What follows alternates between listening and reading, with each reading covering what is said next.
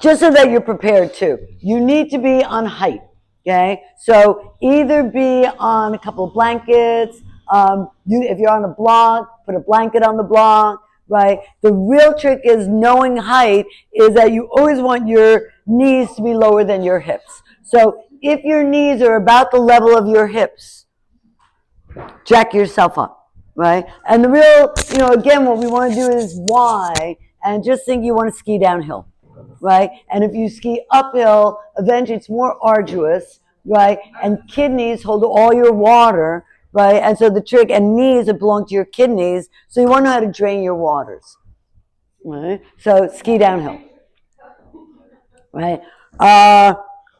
Yeah. Okay. So this is nice to know just for the ones who already do these practices. When we start with the Kabbalah body breath, which is a breath of fire, which is a stoking game, I'm going to ask you to do it 100 counts. Because I'm talking, a lot of you won't be counting that much, right? But when you work by yourself, it's always nice to have a count. Because I like to play with the decimal system, I know that I like to start with my left hand, and I know thumb is 1, 2, 3, 4, 5. So I know when my contact is my thumb and my pinky, I'm at 50. 40, 30, 20, 10, right? My right hand is 6, 7, 8, 9, 10, okay? It is important to know these because eventually we're going to give you the mudras of reconciliation, which eventually shows you how to put them together well, okay? So, okay, everyone's in here. So when you're ready, right, make yourself incredibly comfortable. Use your great imagination and image yourself as a giant sphere, knowing everybody is a sphere of influence. Everyone is a sphere unto themselves. And so find that ability to put a sphere around yourself. Then start to make contact. Send a line from the universe all the way through your skull, through your torso, through your perineum, all the way down to the earth. That line in Chinese is called the Tai Chi, the great ridgepole that divides polarity. Above you, grace is going to descend as water. Below you, efforts are going to ascend as fire. And then you become that third principle, you in the middle mediating how much grace to how much effort, right? Bring your arms up in the air and put them in what we call an equilateral triangle, which eventually is the structure, right, of Trinity, right? So that the right hand and the left hand find the fulcrum in the center, and then eventually hand to hand complete it.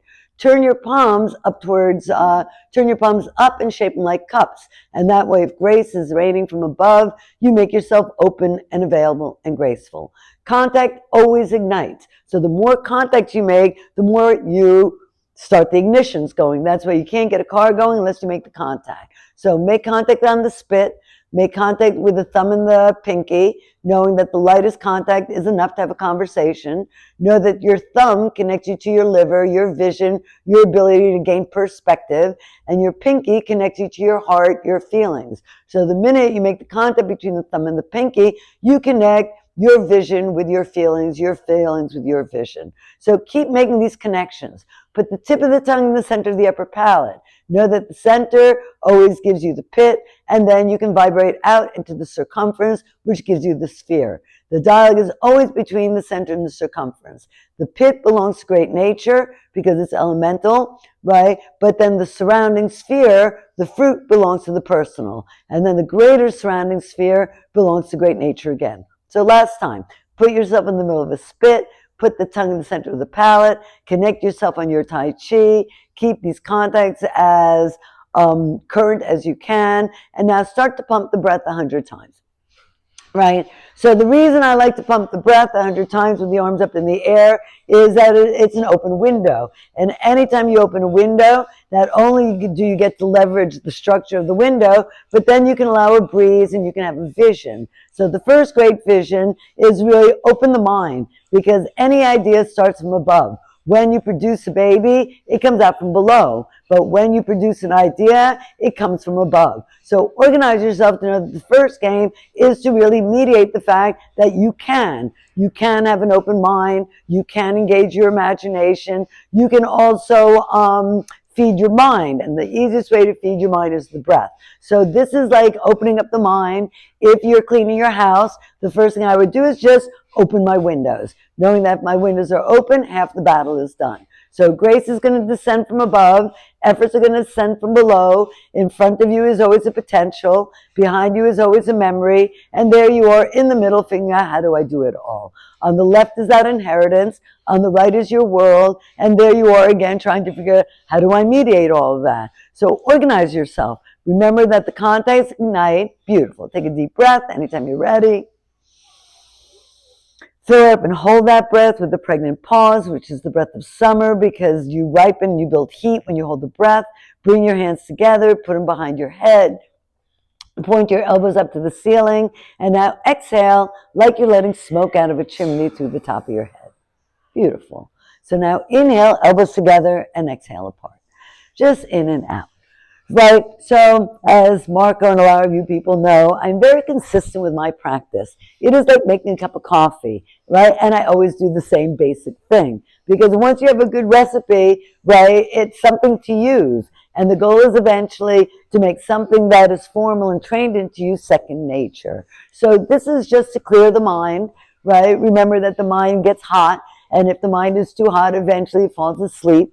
Right? So you have to know how to fan it, how to play with it, how to know how to mineralize it. The minerals that you want to extract when you're playing with the body are the deep irons and the ores, but the minerals of the mind are really the refined ones that are really in that rarefied air. So keep moving, right? Keep opening it up. Take a nice deep breath anytime you want. Exhale. And then when you're ready, you're going to inhale and look to the east side, which is your heart. And then as you exhale, you go to the west side, which is your liver. So just back and forth. So one trick in these kind of practices is I sort of tell you what to do, and then the next piece is you do it, right? And as you do it, it's like whipping and stirring and blending and mixing, knowing that alchemy is chemistry, and chemistry and alchemy, right, are very aligned to baking. You're taking these ingredients and you're putting all together to really make your product. You have to know the techniques. So this is a really lovely technique to start organizing yourself between east and west. East is where the heart is. It is the dawn. It is when you wake up in the morning and you see the light overhead. And west is in the dusk, right? The journey between east and west is the journey through the day. By virtue of reflection, you'll get a reverse afterwards that from west you're going back to east. So put yourself in the middle, knowing that there's a dawn, there's a dusk, and then there's all the revelations of time moving between dawn and dusk back to dawn. Come back to the middle, switch which hand is leading, right, and do it again. So I really like this hand position when you're clasping your hands behind your head, knowing that it is the position of a headstand. It is also the measure of your brachial plexus. If you put your two hands behind your back, your thumbs would fit in your shoulder blades. It is also the measure of your feet. When you bring your feet together, that the two thumbs would fit outside of the pinkies. So you're designed, right? You're designed to measure up. You're designed to fit. You might not be designed to fit somebody else, but you're certainly designed to fit yourself. Your eyeball fits your eye socket, your tongue fits your mouth, your hands fit each other, and then by extension you can start fitting someone else, knowing that hands fit each other, even from different individuals. Come back to the middle, exhale, inhale, start on the right, which is going to be the side of the liver, and travel to the left. So it's right, left, rather than left, right. When you travel from east to west, you're doing the revelation of the clock, right, of time ticking, and morning is on the east, noon is in front of you, right, and evening is on the, and dusk is on the west. When you go counterclockwise, which is the one you're doing now, that is the spin of the planet around the sun. So in order not to get spun out, it really helps to know the spins, so that eventually you don't overspin in one direction and only think it's about your time and the clock time, and you add that revelation that the planet is spinning and that great nature is playing a different time zone. Come back to the middle, exhale, bring the hands down. Beautiful. Okay, right hand, left elbow, left hand, right elbow, and then up and down. So in that sense that you're designed to fit, right, you're designed that when your hand is holding your elbow and the other hand is holding your elbow, it frames you up in four corners with your armpits. So elbow, elbow, armpit, armpit gives you the frame. And when you have a nice frame, then you can start opening and closing that frame and put your head in the middle of it. So just like a frame of a picture, you should be able to fit. If you don't fit, you're not leveraging yourself properly. So then we know, open the shoulders, or change the position of the neck, because the goal is not the perfection, it's the information. To know, why can't I get my arms up?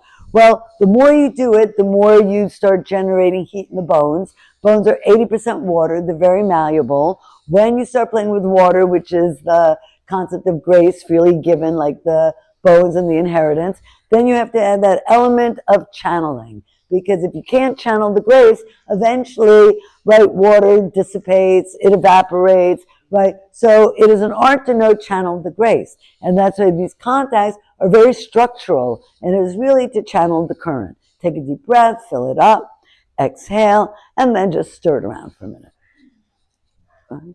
So another trick is to really use the practice in lots of different ways. So you get to stretch your kidneys, you get to, like a sponge, you get to twist them. At the same time, you're opening your windows. So in one sense, the goal is really to do everything, but to do it with such a consistency, or rather with such an understanding of the pattern, that it is really used advantageously. Come back down again and switch the hand and up and down again.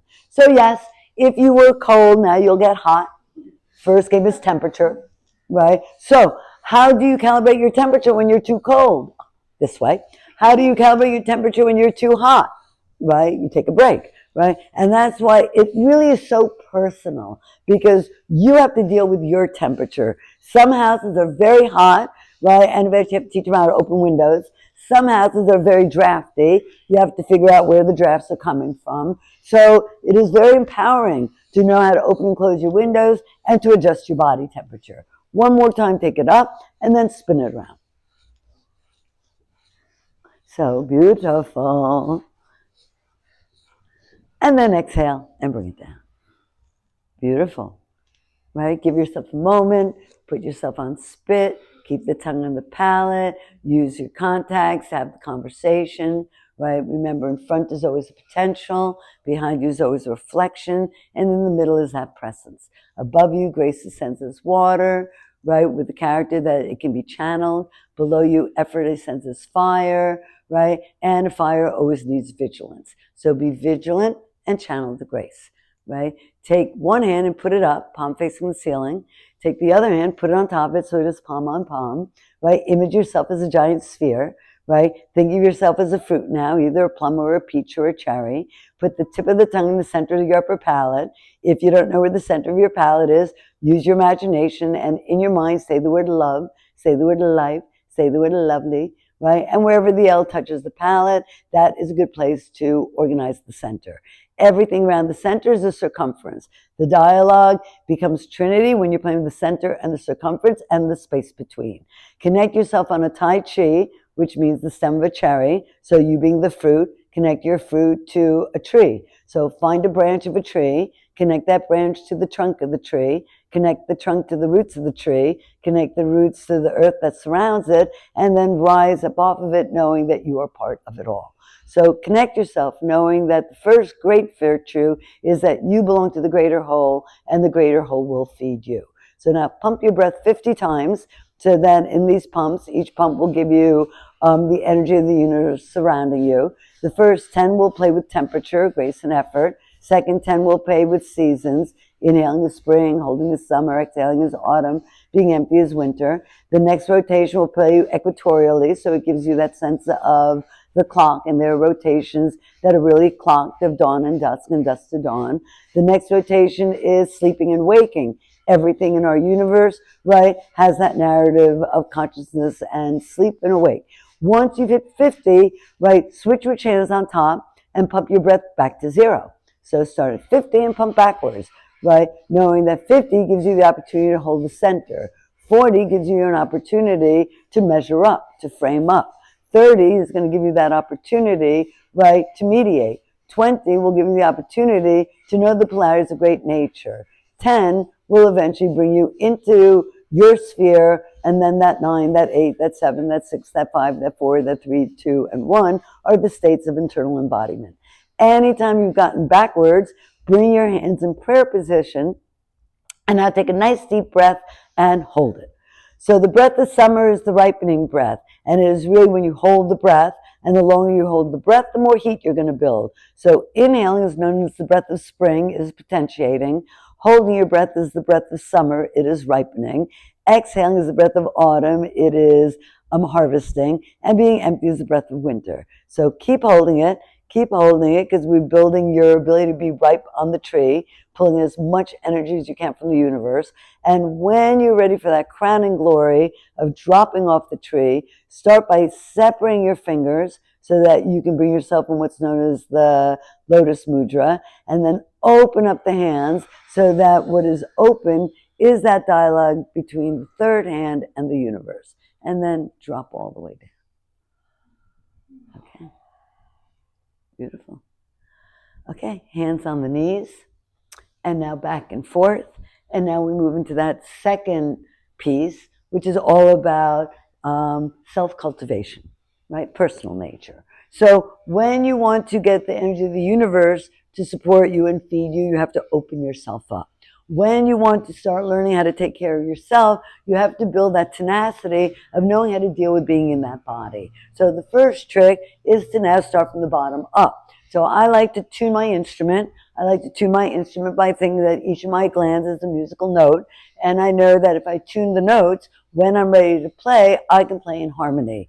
Playing when your instrument is flat is irritating. Playing when your instrument is sharp is also irritating. Playing when your instrument is well tuned is really satisfying and gives you the potential to find that harmony. The goal is to find harmony right in oneself, which is an embodiment, find harmony in the spirit by knowing how to play with others, and find harmony in the mind by learning how to really play in harmony with great nature, knowing that great mind feeds it all. Hands are about competency, knees are about stability. The minute your hands are in contact with your knees, your competency can support your stability. Your stability can augment your ability. When you are stable and able, it is easier to have a really satisfying vision. And that's why it all has to add up. Having a vision when you're unsafe will give you a vision that is predicated on feeling unsafe. So first you have to know how to be safe.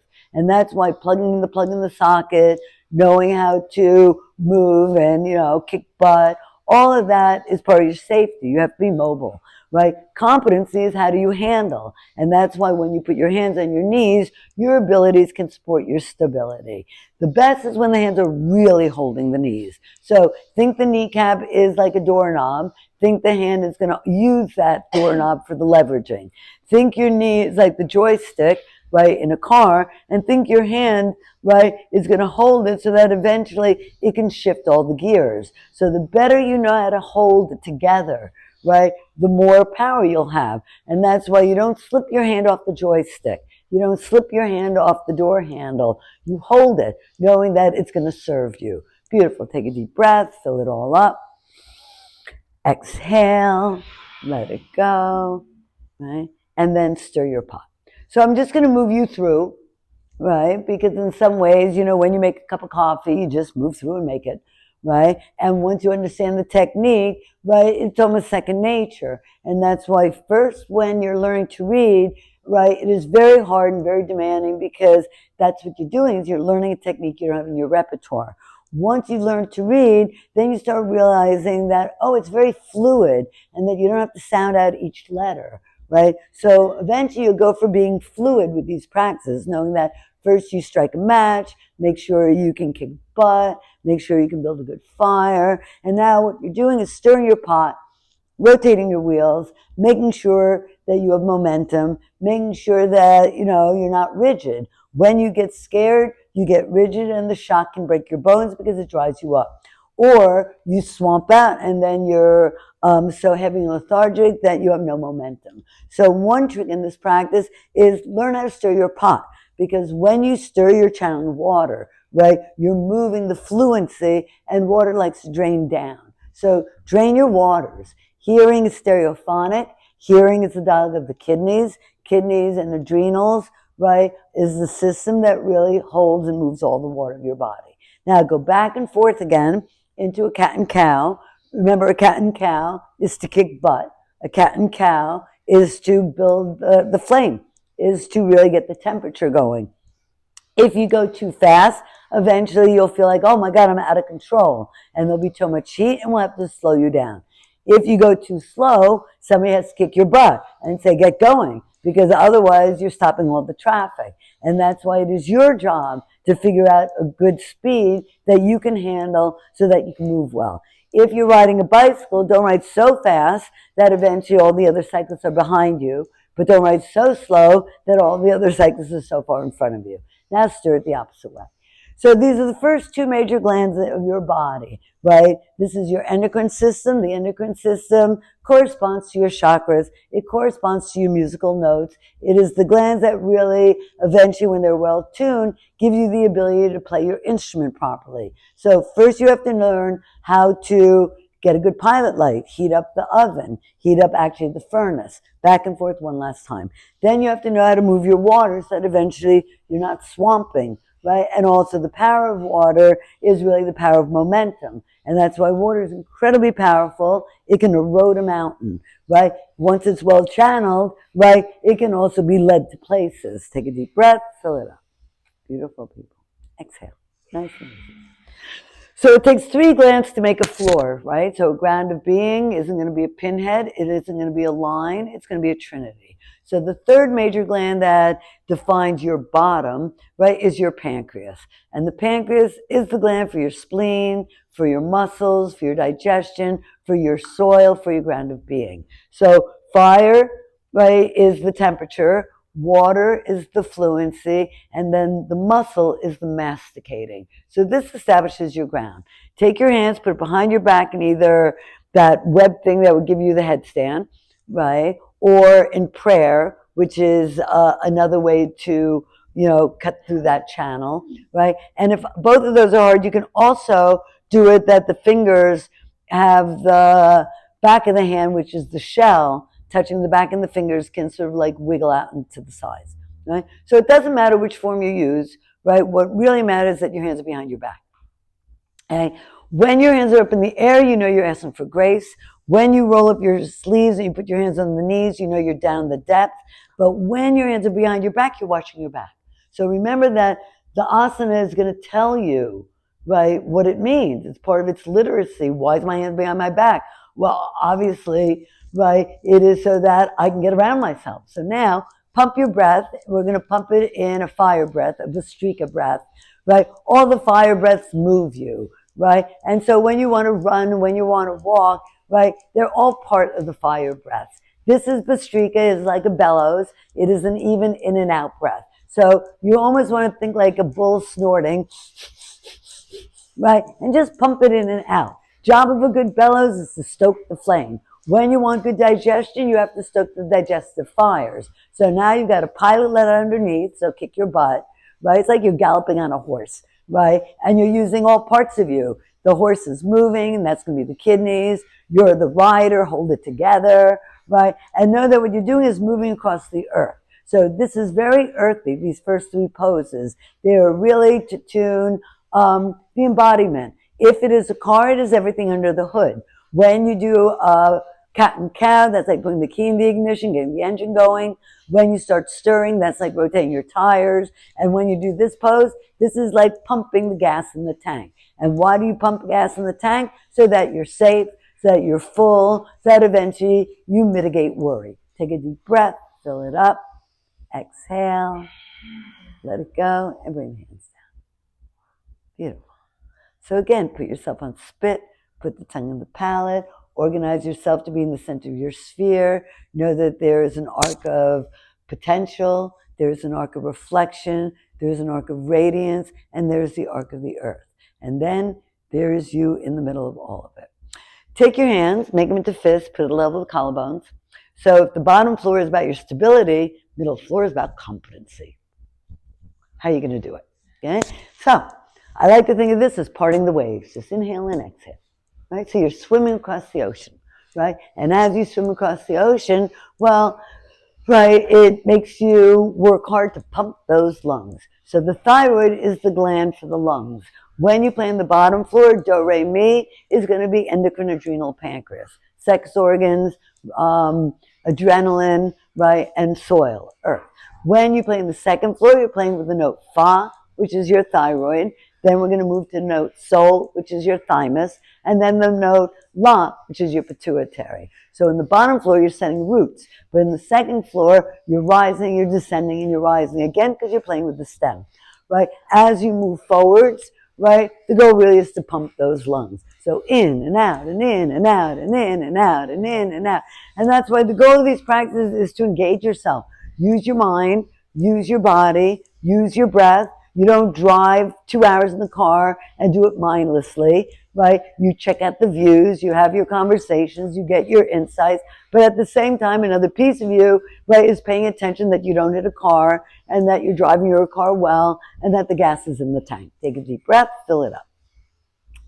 And that's why eventually you have to multitask. You just do everything. Exhale, bring it down. Okay, put the arms out by the sides, right? And first, let's just flap them for a minute.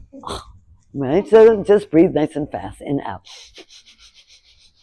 So hands about competency. How are you going to get it done? How are you going to handle it? What are you going to do with things, right? So first, open up your wrists because the wrists are the necks, right, of the hands. So you have 5 necks in your body. You have the neck of the hands.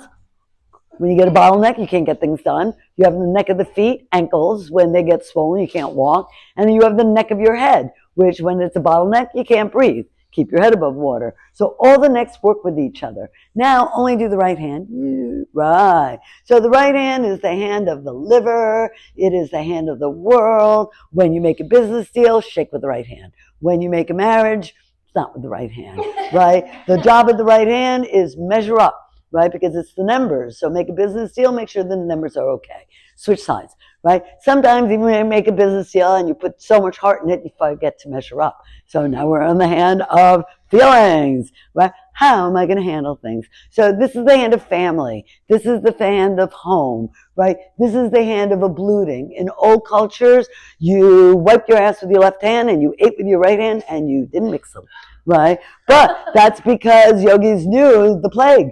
And how do you not end up dead like 1/3 of the population of Europe and of India is you eat with one hand and you ablute with the other hand. So you have to know that everybody's constantly figuring out, how am I not going to lose my mind in a body? How am I not going to have a body that is so overwhelmed that eventually, it can't function, right? So hold it together, right? Now the third hand loves the applause. So bring the hands out. And when you inhale, exhale, inhale. Exhale, inhale, exhale. Right? Right? Because every time you make contact, you ignite. So this is for the heart, right? Builds up the thymus gland. It allows you to find the concentration and the radiance. Bring it into Gomukhasana. So now you can put it all together. So you're in Gomukhasana. My favorite Gomukhasana is when one hand is the bird's claw and the other hand is the branch. Right? And that way, you have the neck again, right? And what you're trying to do is figure out, how do I open this, right? Because eventually, this is when you want to open the jar, you have to know that there's the neck to it, right? Beautiful. Make it into a fist, pull your elbows out, bring it up to the ceiling, punch your hand back, and then if you want, you can put your throat over your shoulder. So it is another trick to flush the throat. So all you're doing in your pose that's going to guarantee that that note is buoyant. Beautiful. Let it go. We're going to do it one more time for the other hand. So back and forth. Right. Right. And why make contact? For not only the contact, but for the radiance. And that's why to be radiant, first you have to connect. And then you can let it go. Now switch the other hand. Yeah, it helps you remember which hand. Usually it's the hand that you just would never think of, right? And then first you can open your wrist. Remember, generally, you're always going to do your good side first. Nobody shows their worst first, right? So even unconsciously, people always do their better side first.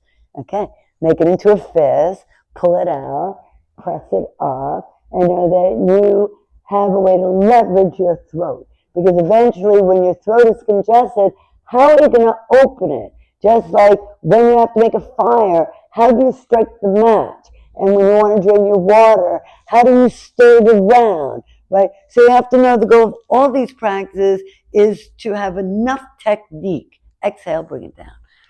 That's beautiful. right hand is up, left hand touches the sternum. Okay? So if you're on spit and the metaphor is your body's an instrument, your mind is a musician, the breath is the tone, first go and find that first note of do and know, oh, you're really trying to make it plump, a sphere of its own, to have an organization of a life of itself. Each note is really of a sphere of its own. But then when you put them all together, then you have that harmonic symphony of the individual. This is, second note is going to be re, third note is mi, do, re, mi is your ground of being, reproductive, adrenaline, pancreas.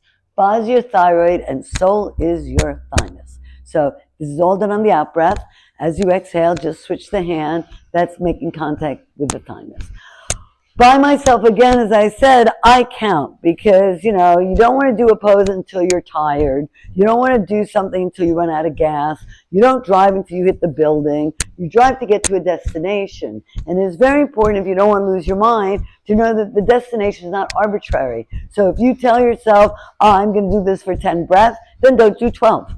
Don't do 8, right? And that way you have a beginning, a middle, and an end. And what that does is it gives you a good nervous system because you learn you can complete things, right? Because if you trail off, it means you're getting demented. It means that you're forgetting. And when you forget, then it's very easy to have an accident because when you forget, you disassociate. And when you disassociate and forget to keep your body in your mind in your body, well, things happen when your mind isn't engaged in the body, right? So keep it all together. And that's why when you do this one, think that you're like a river or a water, and you drop a pebble in a pool of water, and every time you make contact, there is that vibration and that rippling out concentrically, so that you're playing for center and you're playing for circumference, which is really the character of a good immune system, to hone in and to be able to be vibrant out. Take a deep breath, fill it up. Exhale, and bring it down. Yeah. So remember, we're going to divide you into 9 states of being, right? So we divide do, which is going to be fire. We move to re, which is going to be water. You move to mi, which is going to be soil. Do, re, mi establishes that ground floor. So when you go to the supermarket and you buy your food, it's all about that. Fa is your thyroid, your ability to ventilate, get enough air. When you don't get enough air, eventually you feel shut down, which is why this is the gland for your thermostat and for adjusting the temperature. Sol is your thymus, your ability to be concentrated and radiant. That is your steering wheel. And you have to use your other hands, right, to support its well-being, which is why the immune system does not sustain itself. But La is the pituitary. That's the one you're on now. So, hands on your shoulder. Right? So this is going to be the 6th major gland. Do, re, mi, bottom, fa, sol, la. Into the left, out to the right. Right? So the minute you know you're playing with the number 5, you know, oh, that's the center. So that was the thymus gland. But now you're playing with 6, and 6 means sex. Right? 6 is the male triangle and the female triangle. 6 is the hexagon of the beehive, which is, really the vibration of sex, of great nature, right, setting up its cell structure. So when you're playing for this one, you're playing for the pituitary, your ability to see the angles, to look around, right, to not get blindsided, to put yourself in that position between shoulder and pubis, and hip and head. So eventually you can build the 2 trinities in your embodiment. One trinity will be male, one trinity will be female. One can point up, one can point down, or one can point back, one can point forwards, because eventually you will embody the prism of the diamond body. Beautiful. Into the left is the heart side, out to the right is the liver side. Take a moment, right, and give it a pause, and then do it again, but start the opposite. Into the right and out to the left. So eventually, right, there's so many different things you can do. I like to think my body's a Swiss Army knife, and I know that there's lots of different tools that I can pull out, and I can use the same tool to do 2 or 3 different things. But I also know that the wrong tool, right, won't sustain. So you can't use a screwdriver when you need the hammer, right? And that's why you have to know what the tools do for you. So this is a very nice way, right, to find the structure of your kidneys and to be able to get around them to see what is going on. And that's why the kidneys really set the support for the liver, right, for the vision.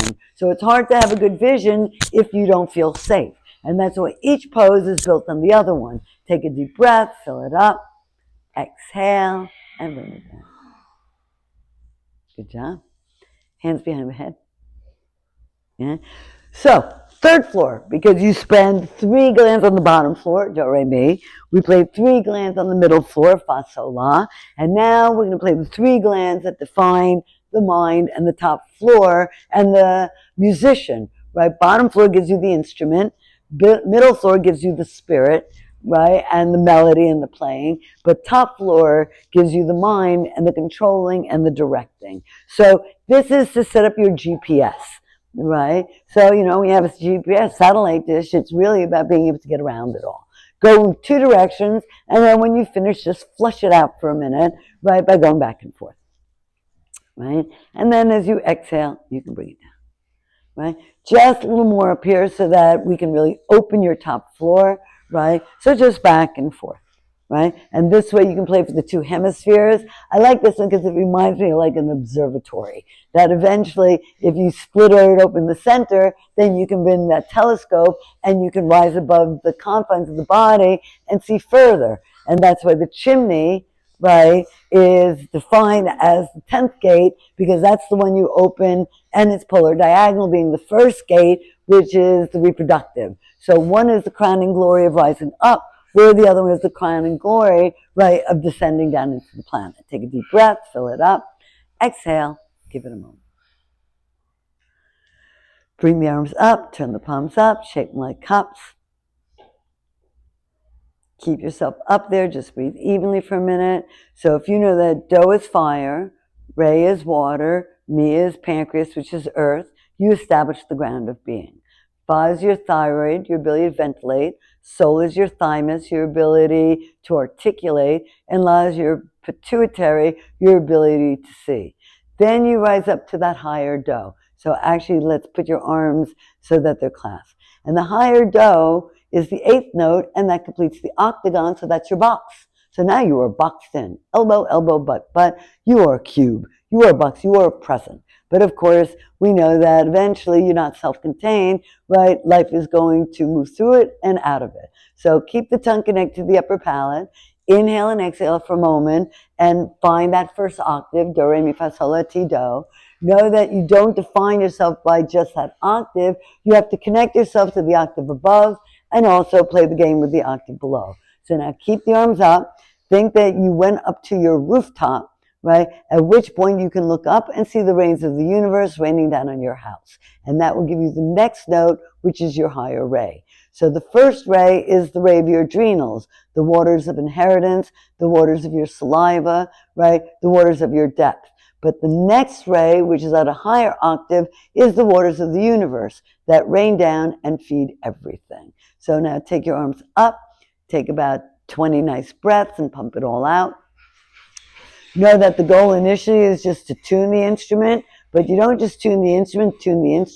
We're going to tune the instrument, or the instrument is tuned, so eventually you can play in harmony. So the next piece is to play some of the breaths of great nature, right, through your personal instrument and connect it to others so that eventually you build that strength. Take a deep breath, fill it all up, bring it into prayer.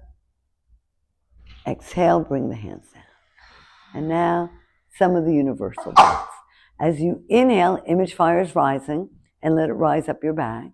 When you exhale, image water is descending and let it descend in front of you. When you inhale and with your imagination, you image fire is rising, we put it behind you, knowing behind you holds memory. When you exhale and you put the waters descending in front of you, you know in front of you holds grace, the potential. So now inhale and fire all your memories up, right, through all the efforts in the past. And then as you exhale, right, channel all the grace, right, to descend into your future. So as you inhale and fire rises, character fire is vigilance. You need air, fuel, spark, and attention. Exhale, and know the big character of water and grace is channel it, so that you move the currency through and around you. So now image that you put fire beneath the water and inhale up the center so you can make steam, knowing that the universe locomotes and is always in motion. And steam is the first momentum, the first alchemy that allows you to rise up, pop the cork, and rain out into your circumference. Okay? So this is the breath of grace and effort. It is the breath of fire and water. It is corresponding to the microcosmic orbit, and it gives you your first wrap that allows you to insulate yourself and mediate your embodiment. Inhale up the back, exhale down the front, inhale fire, exhale water, inhale vigilance and efforts, exhale grace and the channeling, then connect the two and inhale up the middle like you're going to make tea by boiling water. And once you get enough steam, pop your cork and rain out into your circumference. Beautiful. One more. Left to right, breath of the season. So this it defines outside of you, but it is also currently moving the currency through you. So inhale, image spring is rising. The breath of spring is always the in-breath. Hold your breath, knowing that is the breath of summer when it is ripening, and the ripening breath is above you and to the right, right? So that is pulled by the magnetic north of the stars, Polaris. Exhale, breath of autumn descends from the north back down to the south, so that eventually you descend into the embodiment. And then when you're empty, you're in the breath of winter. So 4 points to a breath, right, corresponding to the 4 points of the year, which is really all the seasons. Inhaling is spring, holding is summer, exhaling is autumn, being empty is winter. Inhaling is potentiating, holding the breath is ripening, exhaling is harvesting, and being empty gives you that moment of depth and insight so you can inhale and rise again. So be revolutionary, be revelatory, be revolutionary, be evolutionary. Inhale, let spring rise, hold, let summer ripen, exhale, let autumn descend, and then in your emptiness, get the great insights so spring can rise again. Beautiful. Finish it off. Bring the arms up, turn the palms up, right? Pump your breath for a moment so that you're well pumped up, knowing that the whole goal of this practice was to give you that opportunity, right, to participate in being part of great nature, but also participate in self-cultivation, right? And then to know that once you've done self-cultivation, you connect yourself to great nature and you get more, because it is by knowing how to play in harmony with your surroundings that eventually the energy of the universe can support your well-being. Take a nice deep breath, fill it all up. Let the hands touch, and then exhale and let it all go. And let the grace of the universe rain down on you.